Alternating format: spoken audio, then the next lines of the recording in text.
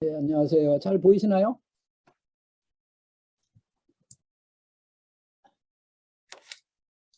예, 제가 맡은 부분은 보통 우리가 이제 체제 전환 이렇게 얘기해서 북한에 대한 얘기를 많이 할 때 어느 나라 어떤 형태로 따르는 게 제일 좋은가라는 얘기를 많이 할 때 지금까지는 이제 독일, 유럽형을 얘기를 많이 했습니다. 소련이 붕괴된 이후에 독일형이나 아니면 동유럽 국가들을 예를 많이 하는데 현실적으로 저희들이 북한 상황을 보면은 북한이 그렇게 그 체제 전환이라는 개념에서 정치 체제까지 전환하는 걸 원치는 않다. 현실적으로.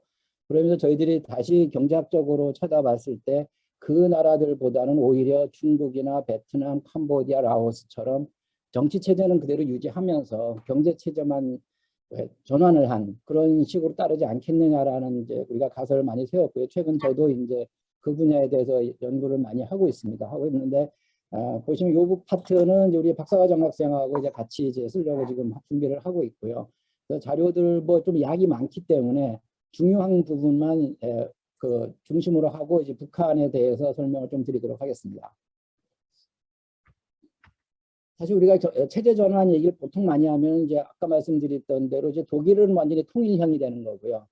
그다음에 이제 우리 다른 동유럽 국가들은 정치 체제도 다당제 형태의 이제 민주주의 형태로 바뀌어 버렸고 보시면은 이런 식으로 되어 있고요. 그다음 경제 체제는 당연히 시장 체제로 전환한 이런 양쪽 정치 체제와 경제 체제가 동시에 전환한 케이스를 많이 예를 들었는데 실질적으로 보면은 러시아 소련이 붕괴한 이후의 국가들은 이 두 체제를 동시에 다 했다고 볼 수 있습니다.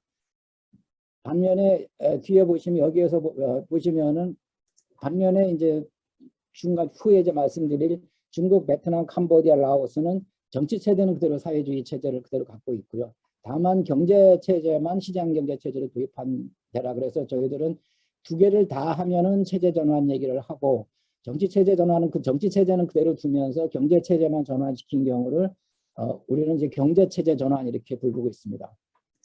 이거는 그 체제 전환의 정의에서 여러 국제 기구들이 정의를 많이 하고 있습니다. 계획 경제 측면에서 정의한 데도 있고 여러 가지 있는데 이거는 참고로 보시면 될 것 같고요. 체제 전환, 정치 체제를 이제 빼고 경제 체제만 전환했을 때 가장 큰 카테고리로 나누는 게 네 가지입니다. 사유화를 한다, 민영화라고 할 수도 있죠. 그다음 시장 가격을 자유화시킨다. 그다음 경제 체제를 안정화시킨다. 그래서 재정 측면의 안정화를 보통 얘기 많이 하고 요즘 우리나라도 문제가 많이 되고 있습니다만은 재정 건전성이나 인플레이션 이런 부분에 대한 이제 안정화 문제가 있고요. 그다음에 시장 개방을 해라. 즉 사회주의 체제 내에서 자기들끼리만 교역을 할 게 아니라 자본주의 체제 국가들하고 효율성 측면에서 이익이 되면 무역을 하라니 크게 사유화, 자유화, 안정화, 개방화 내부적으로도 내용들은 조금씩 있습니다만은 크게 이제 4개 카테고리로 나눠지고 이게 어떻게 보면은 80년대 우리 자본주의 체제에서 많이 얘기했던 워싱턴 컨센서스의 아이디어와 거의 비슷합니다. 그래서 80년대에 이 남미 국가들을 포함해서 우리나라도 2차 오일 쇼크 때문에 시장 개방을 할 수밖에 없었고 어려움이 있었고 영국과 미국도 6, 70년대에 국유화 정책을 많이 피다가 대처 행정부라든가 레이건 행정부가 들어오면서 신자유주의라는 비판을 받았지만 개방화 쪽으로 갔지 않습니까? 그거 마찬가지로 자본주의 체제 국가들은 이런 정책으로 발전을 지속했는데 과거에 이제 사회주의 공산주의 국가들은 6, 70년대 문제를 극복하지 못하고 결국은 이제 컬랩스할 수밖에 없었던. 그래서 중국은 78년에 이미 개혁 개방 정책을 폈고 소련은 이제 90년, 91년 가면서 붕괴되면서 여러 나라로 독립하는. 그래서 정책 방향은 80년대 이미 이제 그러한 이 크게 4가지 방향으로 정해졌다고 보시면 되겠습니다. 체제전환 유형도 아까 계속 말씀드렸지만 독일형이라는 게 있고요. 독일형은 완전 통일형이죠. 통일을 해버린 거고 구소련형이라 그래서 과거에 소련 소비에트 유니온에 있었던 국가들 형태고요. 그 다음에 연구에서 하려고 하니 동아시아형. 중국이 78년, 라오스, 베트남이 86년, 미얀마가 88년, 그 다음에 캄보디아 90년대, 미얀마는 사실상은 요즘 상황 더 보시면 아시겠지만 개혁 개방을 했다고 보기가 어려운. 그래서 가장 대표적으로 많이 가는 게 중국, 라오스, 베트남, 캄보디아고 김정은도 지난번에 협상은 결렬됐습니다만은 베트남 하노이를 굉장히 관심 있어 하는 이유가 이런 게 아닌가라고 생각을 하고 있습니다. 지도 보면 아까 말씀드린 데 경제적 배경으로 보시면 뭐 자세히 이건 넘어가겠습니다. 뭐 중국 공산당역의 78년 베트남 도이모의 정책, 라오스 신경제 제도에서 이게 86년에 본격적으로 됐고요. 캄보디아는 헌법에 자유시장 경제를 명시한 게 보통 이제 93년이라고 저희들이 보고 있습니다. 그래서 요 나라들을 대표적으로 이제 보고 뭐 다 아시다시피 이제 70년대 말 거치면서 중국도 뭐 어려움에 겪었고 소련도 어려움에 겪으면서 이 나라들을 도와줄 수 없는 상태에 도달하면서 베트남, 라오스 이런 나라들도 동시에 어려움에 직면하는 그런 상황입니다. 뭐 이런 거는 넘어가겠습니다. 자료를 보시면 중국이 어떤 식으로 개혁개방 정책을 했느냐에서 그 학자들마다 조금씩 다르긴 한데요. 여기도 이제 중국 학생, 제 밑에 있던 박사과정 학생이 박사학위 논문 쓰면서 이제 구분을 해놓은 1기에서 5기로 이렇게 나눴고요. 그 다음에 베트남도 보시면 기본 문헌을 정리해 보면 1기, 2기, 3기, 4기에서 현재까지 이제 그 개혁개방의 그 속도나 과정에 따라서 나누고 있습니다. 그 다음에 라오스도 이제 86년부터 이렇게 나누고 있고요. 캄보디아도 1기, 2기, 3기 나누는데 실질적으로 이제 성과를 보면 근데 이제 이러한 성과를 그 보면은요. 개혁개방을 하면서 나온 그 성과를 보면은 가장 빠르게 성장한 나라는 중국입니다. 중국이고 베트남 같은 경우도 보면 1인당 GDP를 보면 지금 한 2,000불 초반 많이 잡아야 한 2,500불 정도 보거든요. 이제 중국 같은 경우는 뭐 8,000불에서 10,000불로 이제 뭐가 보기 때문에 이제 중국 같은 경우는 개혁 개방을 해서 고도 성장을 이루었다고 보는데 베트남 경우는 이제 아직까지는 이제 그렇게까지 보지 못하고 있는 거죠. 근데 이제 베트남하고 이제 라오스는 거의 비슷합니다. 비슷한데 캄보디아는 상당히 떨어져 있죠. 지금 뭐 1,500, 600불 정도로 지금 저희들이 보고 있는데 그러니까 이제 어떤 식으로 결론이 내려지냐면 이 동아시아 체제 전환국을 하던 경제 체제 전환국들도 중국은 거의 고도 성장을 이뤄서 상당한 수준으로 올라왔는데 베트남이나 라오스도 우리가 고속 성장을 했다고 치지만 1인당 GDP가 많이 잡아봐야 2,500불 이하거든요. 그다음에 캄보디아 같은 경우도 뭐 1,600, 700불 많이 잡아봐야 2,000불 이내로 아직까지는 86년 이후에 경제체제 전환을 시작을 했음에도 불구하고 성과가 그렇게 이제 중국처럼 크게 나타나고 있지는 않다라는데 그게 이제 전반적인 큰 카테고리 방향에서는 4개 나라가 같은 방향 정책을 폈는데 실질적으로 보면 그 성과는 다르다는 거죠. 그 왜 다르냐라는 게 우리가 이제 질문을 던져야 되고 거기에 그 내용과 개혁개방 정책의 이제 속도 면에서 다르다라는 거죠. 그래서 구분은 뭐 자세한 거는 여기 넘어갔기 때문에요. 그래서 보시면은 이제 동아시아 체제 4개국 경제 체제 전환의 공통적인 특징을 보면 단계적 경제 체제 전환에서 보면은 이 급진적이냐 우리가 급진적이라 그러면 빅뱅이라 그러거든요. 이 빅뱅은 소련은 이제 빅뱅을 했다고 많이 하는데 중국이라든가 이 사회주의를 유지했던 국가들은 굉장히 점진적으로 했다. 그래서 우리가 그래주얼리즘이라 그러는데 굉장히 점진적으로 체제 전환을 했다. 소련은 상당히 급속하게 하려고 했다가 실패했다는데 반드시 그 급진적인 실패한 것만은 아닙니다. 체코라든가 이제 폴란드나 이쪽은 이제 급진적이라고도 하거든요. 그런 경우는 뭐 실패했다고 보지는 않기 때문에 이것이 속도 자체가 뭐 성과를 결정한다고 볼 수는 없습니다. 다음 대외 관계에서는 당연히 이제 그 체제 전환이 완성 단계에 도달하면 WTO나 아세안 국제기구를 가입해야 되는데 나중에 이제 북한 문제도 나오겠습니다만 국제기구에 WTO 정도 가입할 정도 되면은 글로벌 스탠다드 하에서 그 국가를 인정받을 수 있는 그런 단계까지 도달하는데 지금 앞에 있는 4개 국가들은 다 이제 그런 단계에 도달했고요. 북한은 뭐 아직 멀었다고 볼 수 있습니다. 여기도 보면은 뭐 1인당 GDP도 쭉 이렇게 요것으로 넘어가겠습니다. 이거는 이제 2020년 기준으로 2015년 실질로 보면은 중국은 거의 10,000불에 도달했는데 데이터마다 조금씩 다릅니다만 베트남, 라오스는 2,500불 전후고 캄보디아가 뭐 1,300불 정도라서 아직까지 개혁 개방에 의해서 만족스러운 수준까지는 도달한 건 아니다라고 보고 있습니다. 북한에 대해서 간단히 말씀을 드리겠습니다. 뭐 북한에 대해서는 1인당 GDP가 북한이 얼마냐라는 거는 굉장히 국제기관만 다르고 북한이 아직까지는 뭐 공식적으로 발표를 안 했기 때문에 단지 한국은행에서 발표하는 데이터를 보면은 굉장히 높게 잡힙니다. 그 달러로 환산하면 거의 한 1,500, 600불이 되는데 그거는 뭐 거의 사람들이 믿지 않는 것 같고 유엔이라든가 이제 웅크타드 발표하는 거 보면 보통 한 700불에서 800불 정도로 잡고 있습니다. 1인당 소득을요. 그래서 700불에서 800, 왜냐하면 캄보디아가 지금 실질로 해도 지금 1,300몇 불이거든요. 그래서 캄보디아 정도는 아니라고 보기 때문에 그래서 뭐저 천불은 아니겠다, 아니라고 이제 보는 겁니다. 뭐 고난의 행군 뭐 이런 건 잘 아십니다.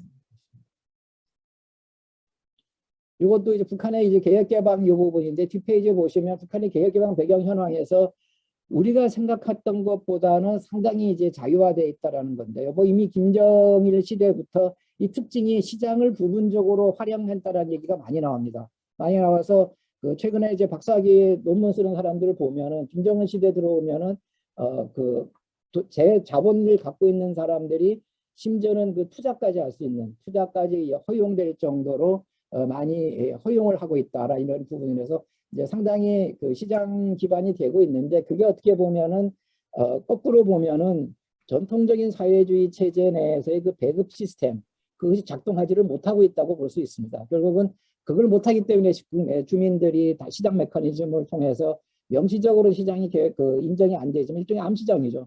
암시장을 통해서 이제 거래를 하고 있다라는 거죠. 그래서 뭐 암시장을 종합시장으로 제도화했다라는 게 이제 명시적으로 제도화를 했지만은 실제로 허용할 수밖에 없는 제도에 다다랐다는 거죠. 2000년대 들어오면서요. 김정은 시대 들어오면 이게 좀 더 확장이 되면서 주민의 뭐 유효 화폐 자금을 활용할 거를 이제 허가할 정도로 상당 이제 인정할 수 시장 메커니즘을 인정할 수밖에 없는 그런 데 도달하겠습니다. 뭐 자세한 내용을 보시면은 그 2012년에 이제 뭐 우리식 경제관리법 해가지고 참고로 저희들이 이제 연변대학 같은 데 가면은 그 연변대에서 그 포럼을 SK가 주관해서 많이 하는데요. 그 남북관계가 괜찮을 때는 북한 학자들하고 얘기를 하게 합니다. 하면서 이제 저도 한번 가서 발표를 했는데 뭐 경제체제 전환이나 뭐 베트남식 얘기하면은 그 사람들이 사적으로 만나가지고 우리는 베트남식 안 원한다. 그럼 어떤 식으로 원하냐면 우리는 우리식으로 원한다는 얘기를 해요. 그래서 너네는 베트남은 이렇게 하니까 이렇게 하라 하면 되게 싫어합니다. 물론 그 사람들도 다 보고는 있는데 북한은 북한식으로 한다라는 얘기를 하고서 저희들도 북한식이라는 얘기를 해서 북한의 개혁개방이라는 얘기를 쓰는데요. 보시면 뭐 농업, 기업, 금융, 재정, 무역 부분 해가지고 쭉 이런 식으로 상당히 뭐 금융 부분도 뭐 중앙은행법이나 상업은행법은 다 있습니다. 있는데 그게 과연 얼마만큼 실현되고 있느냐 질문되셨을 때 그게 문제가 되는 거죠. 이때 보시면은 그 북한의 앞에서 보시면은 이런 부분이요. 이게 사실은 앞에서 자세히 설명을 안 드렸지만은 뭐 베트남, 캄보디아, 라오스 모든 나라들이 따라갔던 방법들을 이제 제도적으로 많이 되어 있다는 거죠. 예를 들어 무역 부분도 보면은 뭐 무역 분권화 조치를 했고 무역 거래 요건 강화 및 가격 결정 권한 분당했으면 우리가 생각하는 것만큼 다 제도적으로 되어 있다고 볼 수가 있습니다. 근데 실제 그게 그렇게 되고 있느냐라는 게 지금 이제 그 문제라는 거죠.